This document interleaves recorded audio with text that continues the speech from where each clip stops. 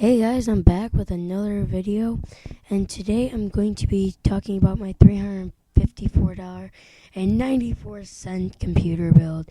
Now this is pretty good in my opinion. Now this is APU based, so if you're kind of a deep GPU dedicated person, then this might not be the build for you. But it does have somewhat good graphics, and this is for small games like League of Legends, Minecraft, Dota 2, World of Warcraft, games like that. Now, I am kind of excited because this is my first video where I incorporated the intro. Now, it's just kind of exciting because it took a lot of time to make an intro and a logo. But now to get on with it, for the APU, we're going to be using an AMD A10 6800K APU.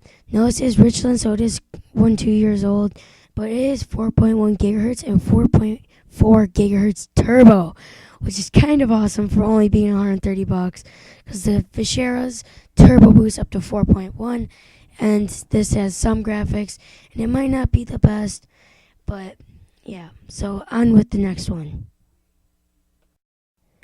Now for the next product in our build, we have the ASRock FM2A55M motherboard.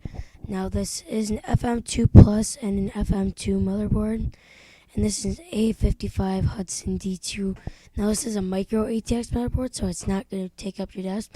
Now this only has 2 RAM slots, but it does surprisingly have a PCIe Express 3.0. So I guess if you want to switch out that APU and want to get a dedicated graphics card, I'm sure you could easily do that because this has PCI Express 3.0. But now with the most important thing, we have the RAM. So like I said, next up we have the RAM. And you really can't skimp out here because it is an APU, so it's going to be relying on the RAM a lot. So that's why I chose a name brand. So Corsair Vengeance 4GB. Now this is one stick, so you will be able to upgrade it later to 8GB or switch it out completely for 2 8GB sticks because the motherboard does support up to 32GB. Now this is DDR3 memory at 1600 megahertz, so this is pretty decent RAM for only being $46. So, and that's why I chose it, and it's got heat sinks on it, so it will always help with cooling. And now on with the next product. For the hard drive, we're going to be using a Western Digital Caviar Blue. Now this is 1 terabyte, and people may say that this is overkill for this PC build, considering how it's only $350. But there's no reason to go with the 500 gigabytes. It's $5 cheaper. That it's just pointless. Why go $5 cheaper when you can double your space for just $5 more? So that's why I chose this. If you don't though, and you want it to be exactly $350, you can get rid of this, and it'll end up being like $5 cheaper, like I said. Now it says use a SATA 6 port, so that gives you some pretty good speed. And the cache for this is 64 megabyte. In my opinion, this is a company dedicated to memory, so that's why I chose this. And yeah, so now I'm with the power supply. Now with the power supply, which can be shortened to PSU.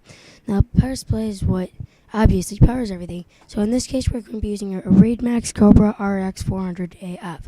Now this is a 400 watt power supply, and you get $15 off of mail-in rebate.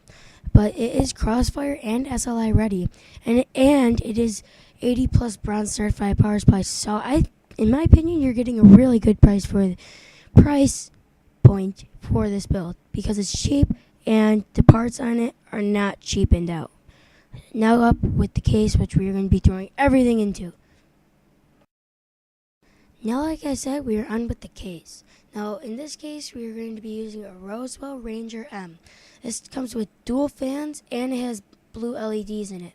And it is micro ATX, so it's not going to take up your whole desk space. Or in my case, I would be putting it in my desk, so I would definitely fit.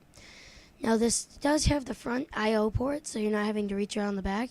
And like I said, it comes with 2 fans. So I think that's always a plus. And it's only $40. And it's made by a well-known company, so you know the parts aren't just exactly cheapened out. Now that was my build on this $350 gaming PC, and I have most of the games that it will be able to play with ease on the screen. Now there are other games that this will be able to play, like I used to play this game called Drake and Saying, you'll be able to play that with ease. Now, I was thinking, if you guys want me to do some vlogs or something like that, I guess I can try to do it. But like I said, I will be getting a capture card soon, so expect some upcoming gameplay. I'm kind of deciding if I want to spend $140 on the Avon Media Live Gamer Portable or $120 on the Roxio Game Capture HD Pro or $50 on this random thing called the Diamond HD Capture Card. Now, you can find all those on Google, on YouTube, just stuff like that. If you know which one that you would like me to get, please put it down in the comments. It really helps me out on what's your guys' opinion. But that wraps up this $350 gaming PC build. Hope you guys enjoyed, and bye.